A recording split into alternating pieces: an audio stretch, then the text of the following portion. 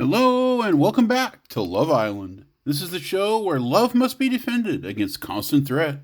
Sometimes the very culture itself denies love in the name of social cohesion. But today, the threat is far more visceral. Today, we're fighting monsters. I'm your guide in this epic saga, Lewis Nichols. It is a satisfying situation to be recording this on Halloween. Yes, and your timeline is probably already way past Christmas, but for me, it's all about the ghouls, ghasts, and the skittles. For Dresden and Leith, it's about survival, and maybe later, some sticky buns. Will love overcome? Join me, my friends, and let's find out. We join our amorous couple, already joined in the fray. It's gonna be a good day, full of battle and blood, the stuff Keld dreams are made of.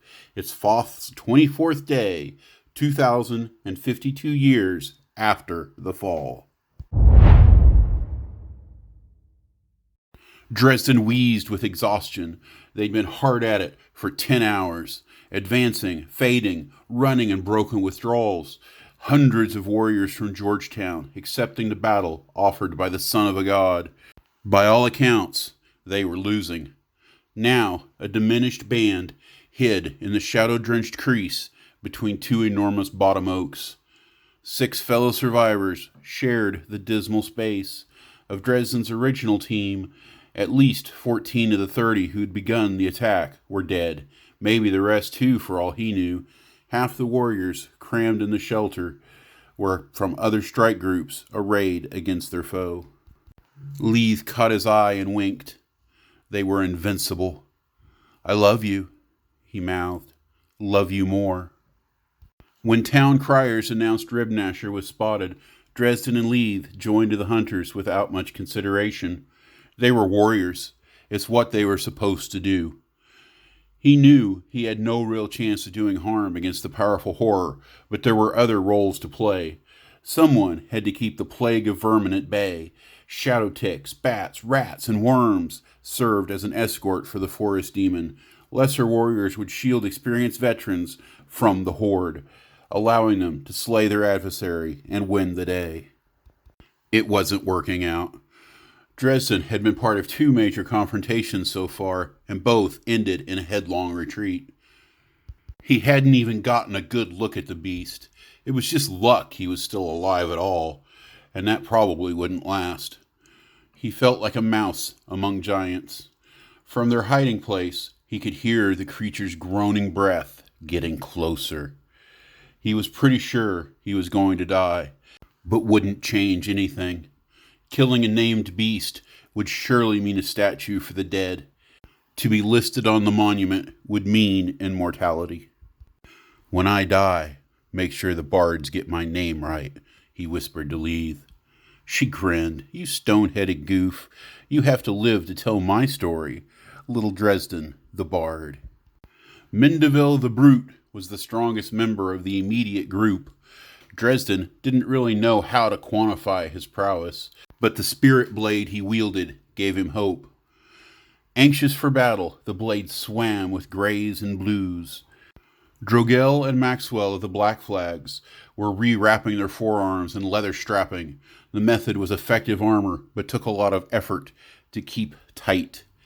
Weedle of the Doomed had discarded his shield and was testing a 2-handed grip on his enchanted bastard sword. "Fucker's gonna die," Drogel slapped his chest.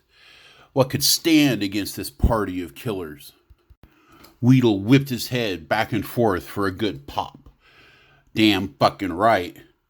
All the divisions of Georgetown melted away and only worthy warriors remained. It didn't matter who lived in the canopy or on the docks. Not even the clan mattered. "We are Keld," Dresden whispered. "Forged in the blood of Howells," Leith nodded. "We are stone.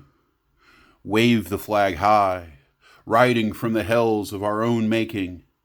Each clan had their own return, but it all made Dresden's ire rise. He was ready to tear Nasher to pieces. No more running. 50 yards north, a group of 3 shadow worms came into view, each 8 feet long at least, and a sickening, oozing shade of gray. They served Nasher as scouts. A low moan suggested it was a moot point. The demon of the forest was close and getting closer. He's hurt. We can take him. Mendeville looked at his comrades with wild eyes. Dresden smiled at Leith. Weedle and Ike of the Campbells slapped each other on the shoulders. Without a command, they sprung into the bell-shaped opening between the trees and charged.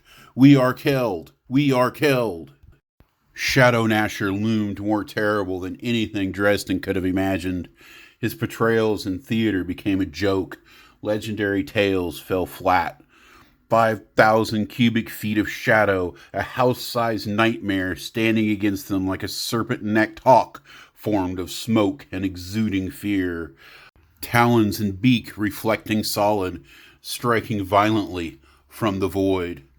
Mendeville lashed out and moved to press, but barely corporeal bats blocked his way. The clicking and chittering of the shadowkin was maddening as they communicated, passing on orders of maneuver and attack. Weedle and Ike snapped from their hesitation and threw themselves into the battle.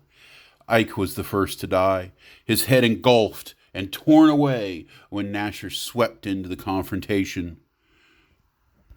Was there any reason for the demon to fear anything at all? We are killed, Dresden mumbled. I have to move. I have to move. He forced himself into the melee. Into battle he stormed. Slicing with his hand axe, he sought to free Mendeville of the minor beasts impeding his every move. Fight me, Dresden yelled at the bats. I know you're not mindless, you worthless shits. Fight me for your honor. The warlock struck and struck again. Everything left his mind except the shadow spawn in front of him. There was only the battle. They barely paid him notice, focused on their own task of protecting the master. His axe bit deep, killing one of the bats. The creature turned into a puddle of ooze upon its defeat, beginning to dissolve into wisps of dark nothing, even as Dresden turned onto a group of ticks, making for Drogel. Lost in the bloodshed, he nearly tripped on a severed arm.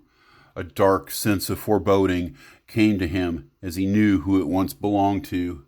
For a flash of time, he'd allowed himself to consider they might prevail. Mendeville's broken body contradicted that hope. Now, could they just survive? Leave! Dresden called out. A bat turned on him, and he gave ground. The already wounded beast came at him, and he faded further. Moving right, he caught a weak strike on his shield and hacked at the spawn's hindquarter. Dresden, I'm here. Not waiting to finish the bat, he sought his love. Rushing forward, he was caught in a rush of shadowy death, knocked back into a mass of roots and moss. Dresden shook his head for clarity. He had inadvertently gotten between Ribnasher and Drogol, his next victim. The demon lifted the hapless black flag into the air and ripped him into 3 pieces. We don't have a chance. This is madness, Dresden choked. Leave! Working his way around the field of battle, he finally spotted her. Hope dimmed further when he realized she was now where he had started his circuit minutes before. The waning battle lay between them. Stay! He could tell she was wounded, but he had a plan. A daring rush under the shadow could get him to her as Nasher toyed with Ike. Then he could evoke his magic, and they could escape before the beast and his minions turned on them. It was a chance. Sucking up his last gasp of courage, Dresden sprinted forward. Oh, damn. Okay, so first of all, yes, it takes a lot to keep Elle interested, but holy rusted metal, dude. Okay, no need to worry. This is fantasy, not snuff horror. Love will prevail.